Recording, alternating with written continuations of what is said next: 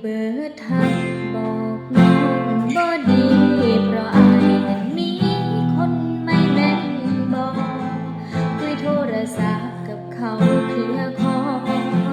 ก็แม่นละน้อคนบัดฮักกันตั้งแต่มื้อแรกจนฮอดมื้อนี้น้องก็เฮ็ดดีกับอ้ายทุกอย่างบ่เคยจืดจาง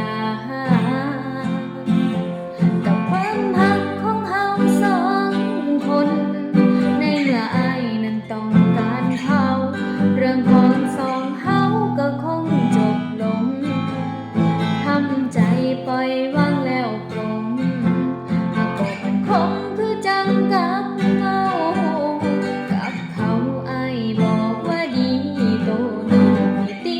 อ้ายบอกขี้เมาบ่กินแต่เหล้าเมาแต่ดีกรีบ่เลี้ยงดีคือเขาจักอย่าง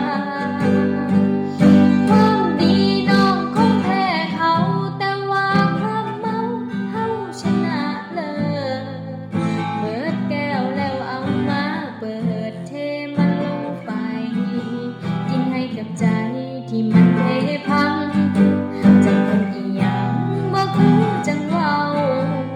หลอกให้เฮานั้นเสียน้ำตาจนได้รู้ว่าที่เราจะเฮา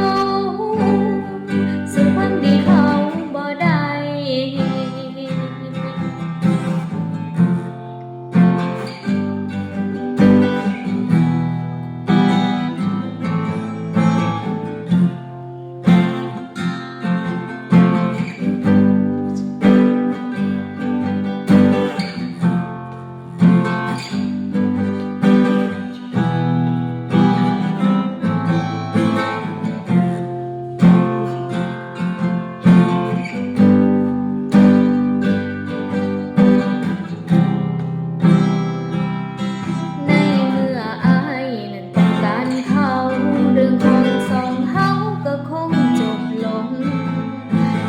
ใจปล่อยวางแล้วปลง